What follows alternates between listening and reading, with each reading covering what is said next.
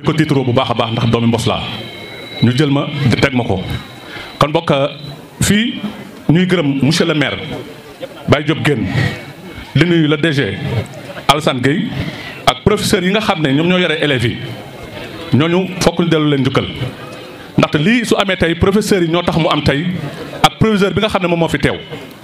ñun nag dañoo ñëw jàppale proviseurs yi jàppale élèves yi en tant que président parent d'élèves ñu jël ñu yëkkati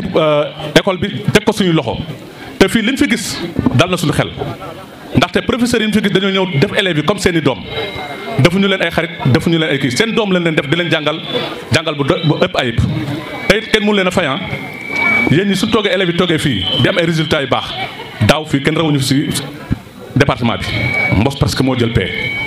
kon boog duñ gërëm kenn ku dul professeurs yi ak professeurs yi encore tamit ñuy gërëm les parents d'élèves ndaxte fii lu ñu fi yëkkati rek ñun ak ñoom ñoo ko ànd yëkkati dóorandoo xàccandoo dóorandoo ñuy remercier les principaux de collège Daara Panel ak Mouligne ñoom it teew nañ fi ñuy remercier surtout les élèves ndaxte élèves yi am na ak comportement yoo xam ne ñoo ngi ko amuñu ko fii si école suñuy ñëw lu yiw la ñuy sol fi di ko indi si école bi di jàng ndax dañ ne élève royukaay la ndax suñu gisee ñuy sol luy bon wala ñu sol leen ñoom si bopp ñoom ñoo ko bañ kon boog dañ leen di remercier te encore tamit am na benn kii bu ñu jël dañoo bëgg a déwén soobee suñu borom élèves yi kenn ku nekk di sol ay blouse ndaxte soo su dee sol ay blouse kenn du xam ki moo am kenn du xam ki moo ñàkk surtout soo gisee lu tax ñu gën ko ñoon si loolu mooy da ngay gis élève boo xam ne parent loxoom dajul ginnaawam ñi nga xam ne seen parent dañ leen seen kanam lu leen neex la ñu sol di indi fi di ko am na ñoo xam ne loolu mënuñu ko dañuy stressé léegi nag ñu jox un bon exemple ne déwén soobee suñu borom dañoo bëgg képp kuy parent d'élève nga jàpp si ñi nga xam ne école bi dana mën a am blouse surtout monsieur le maire yooyu it bëgg ak le DG Baye Guène li ñuy wax ne dama bëgg nga déglu ko bu baax dañoo bëgg déwén soobee suñu borom ak DG bi toog nga xam ne moom it moo ngi fi soog a ñëw tey Mbos ñoo ngi koy gërëm di ko sant bu baax ndax su la neexoon su la defee parrain doo fi ñëw ndax dañ la teg parrain bi nga ñëw ak ànd ak seen boot ak ànd ak seen délégation kon boog ñu ngi lay gërëm di la sant fii déwén dañoo bëgg élèves yi ñu sol ay blouse bëgg nañ tim construction d'une salle de prof ndax professeurs yi fii ñu nekk nii dafa tuuti te ku sañoon soo duggee professeurs yi dañoo war a am foo xam dafa yaatu ñu mën see gis am aération yooyu daal bëgg nañ ko fii déwén soobee suñu borom nekkee mën naa nekk ak benn bibliothèque soxla nañ ko fii si lycée bi mixte de Mbos soxlawaat salle informatique soxla nañ ko fii dañ ko manqué amuñu ko ñun dañuy ñaan daal képp koo xam ne daal am nga loo mën a tànn teg sa loxo dimbali ñu ko fii si suñu CM bi ñu jël wasalaam. Mesdames et messieurs, chers membres du gouvernement scolaire, chers invités, monsieur le proviseur, monsieur le censeur, monsieur les surveillants, honorables membres du corps professoral, chers élèves, c'est avec un immense plaisir et une grande fierté que je prends la parole aujourd'hui en tant que présidente du club d'histoire et géographie. Ce club est bien plus qu'un lieu d'apprentissage, c'est un espace de curiosité, de débat, de mémoire et d'ouverture sur le monde. L'histoire nous permet de comprendre le passé pour mieux éclairer notre présent. Elle nous enseigne les erreurs à ne pas répéter, mais aussi les luttes, les avancées et les espoirs qui ont façonné nos sociétés. La géographie, quant à elle, nous aide à mieux saisir les dynamiques territoriales, les enjeux environnementaux et les interactions humaines à toutes les échelles. Au sein de notre club, nous avons mené cette année plusieurs activités enrichissantes, des exposés, une sortie pédagogique, des débats et même des simulations historiques. Nous avons exploré des thèmes variés, comme la décolonisation, les grandes découvertes, les enjeux climatiques ou encore les conflits géopolitiques contemporains. Notre participation au gouvernement scolaire est l'occasion de mettre en lumière le rôle essentiel que jouent l'histoire et la géographie dans la formation des citoyens conscients, responsable et ouvert sur le monde. C'est aussi un moment de partage avec d'autres clubs et disciplines, car nous croyons fermement que la culture est un dialogue permanent. Je remercie chaleureusement tous les membres du club pour leur implication, ainsi que nos profs encadreurs, M. Char, M. Diouf, M. Sagna et M. Pouy. Je vous remercie de ne pas vous être perdu pendant ce discours. N'oublions jamais que cette grande révolution a commencé par une idée, souvent notée sur un brouillon. Merci à tous et que cette année soit plus organisée qu'un plan de dissertation. Merci. Asalaamaaleykum mbooloo mi ñu ngi leen di nuyu di leen gërëm di leen sant di nuyu monsieur le maire di nuyu proviseur di nuyu responsable yi yëpp ñoom Serigne Mbaye di nuyu suñu prin ñun ñëpp ñu ngi leen di nuyu di leen sant di leen gërëm en fait dañ fi ñëwati parce que ça fait 5 ans si ren cette année ñu ñëw ñu teew fi dañ fi ñëwee si Incosol DG Jonge Fer ñëw fi encore une fois si responsable Benno Bokk Yaakaar ñëwaat fi tey si beneen anam bi ñu naan Mbos la dëkk association comment dirais-je Mbos sa kanam voilà léegi nag Mbos sa kanam boobu dañoo ñëw tey pour lancer ko njiit bi di Fallou Cissé mu ñëw mu yabal ñu fi association bi dafa nekk loo xam ne li ko tax a jóg mooy que dimbale ñi nga xam ne dañoo feebar te seen loxo jotul seen ginnaaw loolu moo ko tax a jóg di si woo ñëpp surtout nag ki nga xam ne moo jiite dëkk bi muy monsieur le maire di leen wax ne ñëpp nañ ñëw jàpp si parce que ñëpp bokk ñu yem ku nekk ak li nga man mais gis nañ ne depuis boobu ñu commencé ko ça fait 2 semaines 3 semaines vraiment def nañ ci lu am solo presque ça fait 3 millions génn nañ ko si diggante bi yoo xam ne nit ñi ñoo ko cotiser ñoo ko def pour Mbos kon yaakaar naa ne ñun ñëpp war nañoo jàpp si loolu ñu dimbale doomu Mbos yi nga xam ne seen loxo jotul seen ginnaaw ñu ngi sant ñëpp di gërëm ñëpp ak élèves yi aussi di leen sant di leen gërëm gis nañ seen taxawaay si ñun vraiment bu leen neexoon ngeen ne bon aw ma benn njëriñ ci dëkk bi defuma fi dara mais chaque année ngeen ñëw boole ci seen programme vraiment di sant président bi baax a baax di leen sant di leen gërëm asalaamaaleykum wa rahmatullah dañoo mënewul wax si mboolaa mais ñu ngi jégalu merci. Merci beaucoup Mbaye Sall. waaw Mbaye. atiwa. yaa ñaaw. soo mënee dégg ci. waaw. voilà. ñaawee. ñaaw. Mbaye yëkkati kàddu yi. asalaamaaleykum wa rahmatullah. waa Mbos ñu ngi ziare ñëpp di ndokkeel ñëpp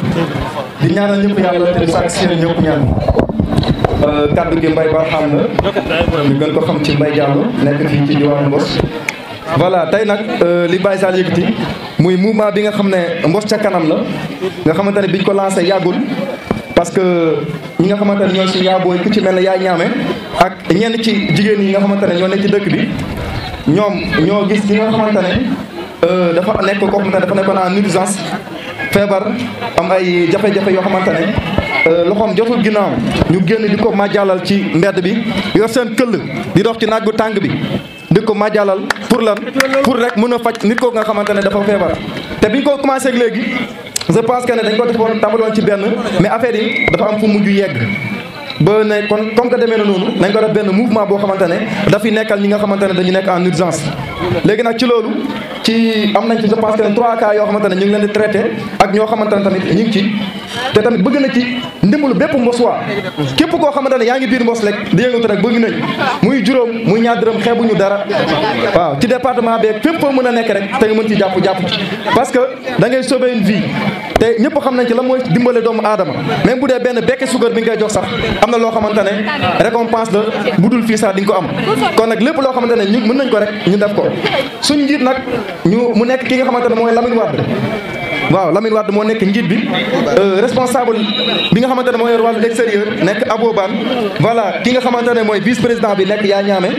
secrétaire général nekk Aminata Diallo adjoint secrétaire nekk El Hadj Ban trésorier Fallou Cissé commissaire au compte Baye Sall Diong responsable communication man maa ko yore ak ki nga xamante ne mooy Sidi Gassama responsable relation internationale nekk Aboban ak ki nga xamante ne mooy Ndiaga Guène di ci woo ñëpp nag képp koo xamante ne bëgg nga scanner nga dugal dara sëñ yaa ñaame bi ngi yor code QR bi nga xamante ne mooy web bi mën nga ko ci def voilà nga envoyé ko je pense que ne numéro bi mi ngi waaw 1000 francs la tàmbalee ku bëgg carte membre tamit mu nga ci bokk nga adhéré ci groupe bi chaque mois ñu participer et tout ça voilà ñu ngi jaajëfal. À monsieur le directeur pour la promotion de la bonne gouvernance, le parrain de cette année, Dr Alassane Gueye, à monsieur le maire, au monsieur le proviseur du lycée mixte de Mbos, Cheikh Kassé, le censeur Ngagne Seck, les surveillances sous la houlette du surveillant général, le gardien du temple, Pape Ibrahima Ndiaye, à monsieur l'intendant El Hadji Diallo, au corps professoral, ce bataillon infatigable qui lutte jour et nuit pour repousser les assuits de l'ignorance dans nos âmes évelines. Au président de l'APE, Mbaye Kassé, aux élèves, ainsi qu'aux novices invités qui ont accepté de ressourcer cette journée par leur présence. Recevez mes salutations les plus respectueuses, proportionnelles à vos rangs et dignités. Permettez-moi, dès l'entente de mon allocution, de remercier les élèves qui m'ont accordé l'honneur de présider les destinées du GOSCO pour cette année. En effet, le GOSCO constitue une bannière phare dans laquelle s'exposent, s'étalent et s'affirment les ressources et l'élite de notre établissement. Au-delà de sa dimension folklorique non négligeable, il offre une occasion unique de porter la voix des élèves devant les autorités compétentes, mais aussi le communier avec l'ensemble des acteurs qui gravitent autour de l'école. En ce sens, le lycée mixte de Mbos, malgré son engagement et ses maigres moyens, continue de séduire plus d'une à travers ses excellents résultats portés par une personne désignant de qualité et une administration rigoureuse et très existante. Nos statistiques montrent que nous sommes largement au-dessus de la moyenne nationale. Et d'ailleurs, au niveau régional, dans le concours d'excellence, nos élèves parviennent à se distinguer parmi les meilleurs. Pour cette année, lors du concours Miss Science, pour ne citer que cela, du nom de Alimator Lo, c'est classé 3e. Je crois qu'elle mérite de recevoir nos plus chaleureusement applaudissements. Et pourtant, derrière ces prouses, réaliser ce dessin, un décor sombre dû au manque de structure minimum dont chaque établissement a besoin pour mieux perforer. Au lycée mixte de Mbos, les élèves animés par un désir ardent d'acquérir des connaissances afin d'être utiles à leur nation, apprennent dans les conditions difficiles à cause du défaut de salles et de tables-bancs. Un nombre pléthorique d'apprenants dans les classes, dans une zone où les températures peuvent atteindre plus de 40 degrés, par ailleurs dans l'ère du high-tech. Se forme aux nouvelles technologies n'est une obligation. Il révèle d'une importance capitale. Hélas, mon école ne possède même pas d'une salle informatique digne de ce nom qui pourrait, par ricochet, jouer le rôle d'une bibliothèque. En outre, comme le disait philosophie, un esprit sain dans un corps sain. Le lycée ne dispose pas aussi d'un terrain multifonctionnel qui serait capable d'abriter des séances de gymnastique durant les cours de PS et offrir une relief plus large aux élèves afin d'apprendre des disciplines comme le handball ou le basketball. Je m'arrêterai là car la liste est loin d'être exhaustive. Abstraction faite à la vétusté de notre toilette. Cependant, face à des pareilles autorités, mues seulement par la volonté de servir leur patrie, en l'occurrence, monsieur le parrain Alassane Gueye. Nous osons espérer que nos déliances ne sont pas tombées dans l'oreille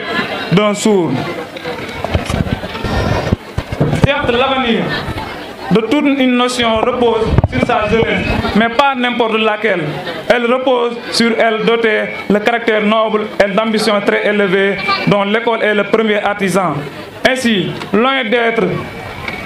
un frais, les dépenses faites sur l'école sont un réel investissement sûr et rentable. Donc, investissez à l'école et assurez à vos enfants un avenir radieux. À la suite de cette plaidoirie, j'aimerais m'adresser directement aux élèves. Chers élèves, le lycée mixte de Mbos a toujours été un havre de paix, mais aussi un hub intellectuel. Travaillons davantage afin de préserver ces héritages, faire de science, de rigueur et de discipline. Je terminerai mon propre par remercier notre parrain ici présent qui, malgré son calendrier très chargé, a accordé notre école cette faveur d'être parmi nous aujourd'hui. Mais remerciez-vous aussi à l'endroit de nos bataillons, de nos bailleurs de fonds et notre sponsor principal, Dion et Frères, représenté par Baïsal Dion, qui a toujours répondu présent à l'école.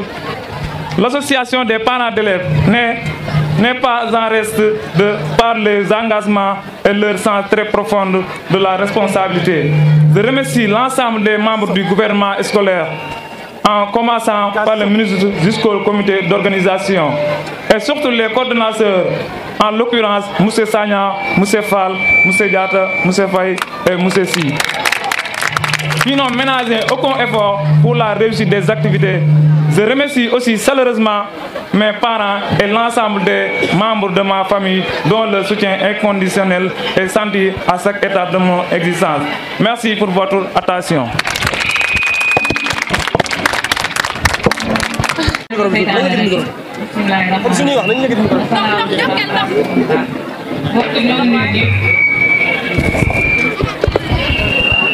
di nuyu ñëpp ñu toog jotaay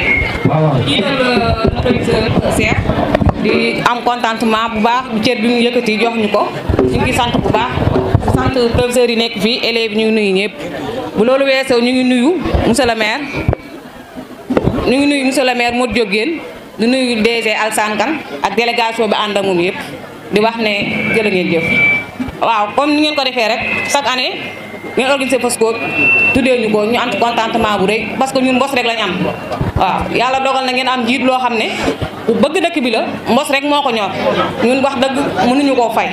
waaw comme ni ko yeneen dëkk yëpp amee rek tey boo demee Inde a été sauvée par Gangui, la Chine par Mao, la France par le général de Gaulle. Ici au Sénégal, c'est le général de Gaulle. Au Sénégal, c'est Ousmane Sonko. Ici à Mbos, c'est Modou Diop Guène. Modou Diop Guène keroog ba nga xam ne commune Mbos sonn na ràpp na amul dara kenn xamu ko xel yépp si moom lañ daj ñu woo ko mu ñëw bi mu ñëwee mu rusloo wuñu liggéeyal na suñu dëkk bi indi na tali bi defar na plateforme boo xam ni multifonctionnel la formé na famille ñi ngi ci activités yi di liggéey kon jaajëf mérito na ko ci domaine boo jël rek def na ci loxoom tey boo ñëwee éducation def na ci yaakaar naa benn parent xalaatutu ay fourniture day joxe lépp mi ngi si moom ba ci enroulement di côté mutuelle santé bi ci santé bi logement sage-femme ambulance yaakaar naa ne Mbos amul leen loo xam ne dañ koy jéggaani ci yeneen gox yi lépp monsieur le maire dog na ci loxoom kon ñu ngi koy sant bu baax di wax na rek ñu ci ginnaawam tey ak ëllëg lépp loo xam ne soxla na ko ñun waa Mbos ñu ko gunge ànd ceeg moom parce que moom moo ñu génne ci lëndëm teg ñu ci leer kon nag jërëjëf. asalaamaaleykum waa Mbos asalaamaaleykum professeurs yi ak élèves yi ñu ngi nuyu ñëpp di gërëm ñëpp di leen remercier bu baax a baax ci dalal bi ngeen ñu dalal di njëkk si gërëm bi monsieur le maire Modou Diop Guène di ci teg suñu coordonnateur Pastef bi nga xam si moo fi teewal Pastef fii di Serigne Mbaye ak ñëpp ñi nga xam si ñoom la àndal ci liggéey bi fii ci Pastef fu Mbos bi fii ñu ngi koy gërëm bu baax a baax di ko remercier moom it di ko sant si dalal bi ñu dalal moom it ñu ngi gërëm ñëpp di gërëm professeurs yi di gërëm élèves yi nga xam si am nañ journée bu mel nii tuddee ko docteur Alassane Gueye xëy na xamu leen ko ñu nit Alassane xamuñu ko bu baax waaye xam nañ li muy def ci lu baax ci loolu ngeen xam ci moom moo tax ngeen tuddee ko journée bi kon dañ leen ciy gërëm ànd ak moom it ñun dañ ciy fier parce que Alassane ci lu baax rek la dëkk di def te moo ko andi ci commune Ndiago bu ko neexoon mën naa dem Dakar wala mu nekk feneen liggéeyal fa réew mi mais dafa ne day ñëw ci département Guinguinéo liggéeyal waa département Guinguinéo képp ku ko soxla ci département bi ak foo mën a nekk ak ci loo mën a nekk moom dina la fa fekk moo waral ñëwaayam teewaayam fii tey ci Mbos kon it ñu ngi leen di gërëm yéen di leen wax ngeen ñaanal ko bu baax a baax yàlla yokk ko yàlla jàppale ko ba lii nekk ci kanamam mu mën cee àgg si jàmm ak salaam ñu ngi leen di remercier waat di leen wax ni ñëw na fi tey ànd ak délégation dinañ bàyyi délégation bi gars yi présenté ko ñu ngi ci andi leen amoon boo xam si def na ci 150 minutes après ba pare ko xeex na ko bu ñu andi waaye xëy bu jaxantoon programme bi bari moo tax mu defoon waaye xeex na andi na fi ñaari dictionnaire yoo xam si yow nga xam si dictionnaire yi daal ko teg ci proviseur dictionnaire yaa ngi nii suñu loxo ñu ngi leen di wax ni jërëjëf loolu lañ doon joxe rek ana président mën nga ñëw jël sa enveloppe. day wax après discours bi. asalaamaaleykum mbokki Mbos ñu ngi leen di nuyu di leen ziar di jiital ci nuyoo bi monsieur le maire Modou Diop Guène ñu ngi koy nuyu di ko ziar di nuyu également monsieur le proviseur de l'école mixte de lycée mixte de Mbos di kontaan bu baax a baax ci parrain bi di ko présenter askanu Mbos. Alassane Gueye c'est un natif de Ndiago Ndiago la juddoo fa la jàngee fa la yaroo lu mu doon ak lu mu am mi ngi ko amee Ndiago yàlla dogal mu am nomination boo xam ni Bassirou Diakhar Diomaye Faye moo ko nommé muy directeur de la bonne gouvernance promotion de la bonne gouvernance wàllu jubal jubati mu nekk loo xam ni képp ku nekk ci département bi da nga ko war a safoo da nga ko war a ndamoo ndax jubal jubati dafa jafe ci jamono ji ñu nekk yàlla jagleel ko ñu am koo xam ne ci département bi la dëkk ñu nommé ko loolu mu nekk une grande fierté boo xam ni dox na exemple képp koo xam ne yaa ngi ci département bi. Alassane amoon na ay privilèges docteur Alassane amoon na ko à France fa la nekkoon yàlla dogal mu am fa teraanga ju doo xam ne mënoon na cee dund moom njabootam yàlla def gouvernement bi ñëw am ci moom yaakaar am ci moom jofeel compétence am aussi tax Bassirou Diomaye jël ko nommé ko muy wàllu promotion de la bonne gouvernance moo am ay teraanga yu bare yoo xam ni da koy indi ci département bi pour jàppale département bi loolu mooy tànki Alassane loolu lañ ñëwoon pour présenter leen ko mu ànd ak ci délégation bi ku ñuy wax monsieur Dame Diop mi ngi nekk allié ci commune Ndiago nekkoon coordonnateur PDS ànd ceeg Mandiaye Diop premier adjoint au maire de la commune de Ndiago ànd ceeg Cheikh Gaye mu nekk coordonnateur Magui Pastef ànd ceeg Ousmane Gueye coordonnateur MONEP de Ndiago ànd ceeg Pape Ndiawar Thiam responsable de massification de Pastef commune Ndiago ànd ceeg Ibrahima Diop ànd ceeg Ibrahima Diallo ànd ceeg Magay Diop ànd ceeg Wali Diagne responsable cellule Kër Daaw de commune Ndiago ànd ceeg Mansour Ndiaye responsable cellule Galassane ànd ceeg Louis Thiam ànd ceeg El Hadj Gueye ànd ceeg Jimé Diakhaté ànd ceeg Mandiaye Ndiaye ànd ceeg Mayoro Diop ànd ceeg Fatou Mboub ànd ceeg Cheikh Gueye ànd ceeg El Hadj Tamba Ba directeur du Daara moderne de Ndiago ànd ceeg Maodo Niang ànd ceeg Mbaye Mboub ànd ceeg Ndeye Kéwé Diop ànd ceeg Assou Gassama ànd ceeg Aminata Gueye ànd ceeg Pape Ale coordonnateur DER de Guinguinéo ànd ceeg Mbaye Thiam ànd ceeg Cheikh Gueye ànd ceeg également Moussa Ndiaye loolu moo nekkoon délégation bi monsieur le directeur du lycée, chers professeurs du lycée, messieurs les administrateurs du lycée, messieurs les parents d'élèves du lycée, messieurs les anciens présidents et serviteurs de l'amicale des élèves et étudiants de Mbos, chers invités, chères autorités, en vos rangs, grades et qualités, bonjour. Je voudrais tout d'abord, dès mes prémices, louer le Seigneur.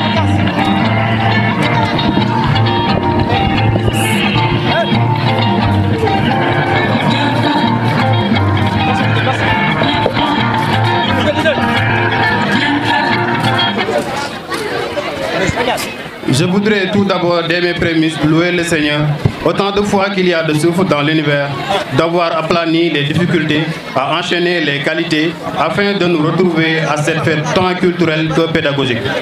Je suis très honoré d'être parmi vous à cette journée. Je vous remercie pour cette invitation qui est d'une grande importance pour moi. C'est toujours dans cette logique de vous dire combien nous sommes comblés de vous rencontrer, vous, chers professeurs, vous, chers parents d'élèves, vous, chers frères et sœurs. On magnifie vraiment la considération que le lycée porte à notre égard. Cela a créé un climat de cohésion sociale très viable entre élèves et étudiants. Moi, en tant que le nouveau président de l'amicale des élèves et étudiants d'Ambos, il est de mon devoir de vous rassurer que cette prestigieuse collaboration sera pérennisée. Par ailleurs, nous constatons ces dernières années un taux de réussite considérable qui est certainement le fruit d'un dur labeur de nos vaillants professeurs qui méritent des applaudissements. Veuillez les applaudir s'il vous plaît. Merci. Par ailleurs, nous constatons ces dernières années un taux de réussite autant pour moi. Malgré cette belle réussite, qui d'ailleurs classe le lycée de Mbos parmi les lycées d'excellence de la région de Kaolack, il faut noter que le niveau de français des étudiants reste à désirer. Or, cette situation inhabituelle doit interpeller tout un chacun de nous ici présents. C'est fort de ce constat que nous, étudiants, nous avons décidé à un don de livres qui sans nul doute incitera les élèves à donner de l'importance à la lecture pour freiner ce fléau qui de plus en plus prend de la place dans nos établissements. La lecture est fondamentale, mais très chère. Comme le disait Victor Hugo, je cite, « Lire c'est manger, lire c'est boire, un esprit qui ne mange pas s'appauvrit comme un corps qui ne mange pas. » Donc lisons pour alimenter l'esprit.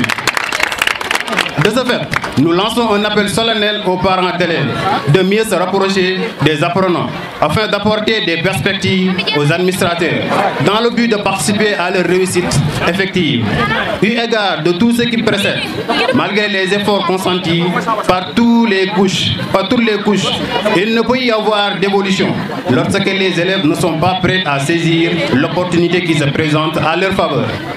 C'est pourquoi nous les demandons d'être plus ambitieux et plus compétitifs. Je ne saurais terminer sans remercier nos brillants professeurs qui se peinent nuit et jour pour assurer à nos frères et sœurs une formation impeccable. On sait que la dette est impayable, mais sachez que vous, chers professeurs, l'amour et la considération que nous portons pour vous ne cessent de s'accroître. Mettre fin à mon allocution sans remercier les étudiants de leur bravoure, de leur détermination et surtout de leur confiance qu'ils ont placée à mon égard, à ma modeste personne, serait une trahison. Certainement, pour eux, c'est une marque de profonde estime à mon égard. Mais j'avoue, jusqu'à aujourd'hui, n'avoir pas encore vu ce qui me vaut une telle reconnaissance. Chère Auguste Assemblée, j'ai tellement de choses à vous dire. Et en plus, j'aime vous parler. Mais comme vous le savez, on a beaucoup de choses qui nous attendent. Sur ce, on a beaucoup de choses qui nous attendent. Donc je vous remercie pour votre aimable attention. Merci, merci, que la fête soit avec vous. Salaamaaleykum public bi ñu ngi leen di nuyu baax di leen jaar di ci jiital monsieur le proviseur ici présent. sama kàddu yi nag su ma sañoon ba ma koy yëkkati mu fekk fa monsieur le maire ak le parrain de l'événement. juste que bu ñu yóbbante da ngay wax yóbbante bi te li ñuy wax de yóbbante àqal étudiants yi ñoo ngi yóbbante vraiment du ma ñëw fii nii ba jóge fii te waxuma ci kàddu étudiants yi malgré que maay seen président mais lu may wax nii seen kàddu la ñoo ko yëkkati jox ma kon yoon la ma waxal leen ko fii nii. discours bi maa ngi koy tenir di ko jagleel ñi nga xam ne ñooy parents d'élèves yi fii nii ici présent xam nañ ne que ni fa la ñu nekk dafa métti trop professeurs yi fi toog xam nañ ci dara ñun étudiants yi sonn nañ trop pour vous dire vrai mais on a vraiment besoin d'aide ñi nga xam ne ñi ngi nekk Ziguinchor ñi nekk Saint-Louis ñi nekk Fatick ñi nekk Kaolack ñun ñi nekk Dakar sànq rapport bi wax na ko fii nii pour nga lekk ticket ngay am pour lekk boo amul ticket doo lekk kon dèjà ñun war ngeen ñu di gestu des fois métti na trop nag xam nañ ne que ni àdduna bi moom méttee fépp mais terewul que ni ñun xam ngeen ni yéen ñun suñu amee dara yéen lañ koy jàppale kon yéen bu tollee ci ut jàppale leen ni bu ëllëgee mu mën a yomb si yéen ñu ngi remercier bu baax a baax a baax am noonu nañ benn door a livre bu ñu indiloon étudiants yi livre yi moo ngi nii on va vous les présenter di leen xamal ne que ni nag livre yi étudiants yi ñoo ko dajale ci seen maigre mois yi nga xam ne am nañ ko ci nem ñu indi ko pour jox leen ko di leen xamal ne que ni yamul fii nii dañoo bëgg am benn bulletin bu ngande fii nii te lépp ñu bëgg koo def benn collecte te lépp ci yéen la jëm si waat vous nos frères et sœurs merci beaucoup bon président.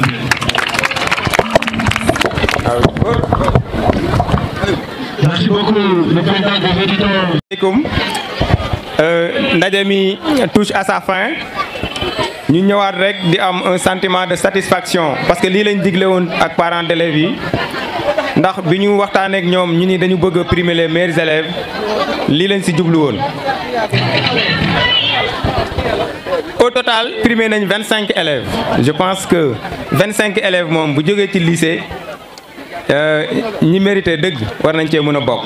ndax ni ñu bindee ni ñu tëggee prix lenn kese la classe bu ci nekk parce que am nañ 19 classes pédagogiques 6e ba terminale 19 classes la. ñu jël le premier de chaque classe jox ko loo bu am solo ñu jël le deuxième du niveau maanaam boo jëlee 6e yi ki jël 2e ci ëppale ci moyenne kooku aussi dañ koy jël. Ce qui nous fait au total 25 élèves yoo xam ni jox nañ leen prix bu fekkee mës na fi am tamit yaakaar naa ni bëriwul di ñaan yàlla rek mu servir d'exemple yeneen élèves yi nga xam ni daanañ am prix ak ñi mësul am prix te déwén ak jàmm ñu bëgg taxaw à la même place recevoir prix pour faire honneur à leurs parents. Alors di gën a ñaax rek parents d'élèves yi di leen wax que ni lycée bi sunu lycée la responsabilité état la nekk parce que compétence transférée la au niveau du conseil départemental. Mais comme vous le savez conseil départemental siège am Guinguinéo la nekk mun na toog lu yàgg du xam lu xew lycée de Mboss parce que man boo fi ñëwee ba léegi pour dire vrai conseil départemental gisuma loxoom ci biir lycée bi.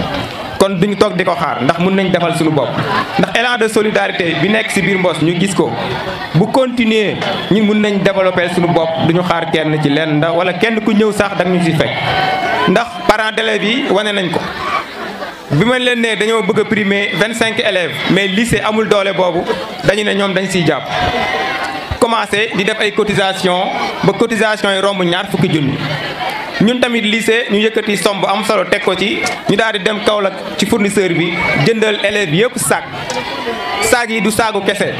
am na ay loo yu nekk si biir calculatrice mi ngi ci biir matériel géométrique mi ngi si biir ay cahier mi ngi si biir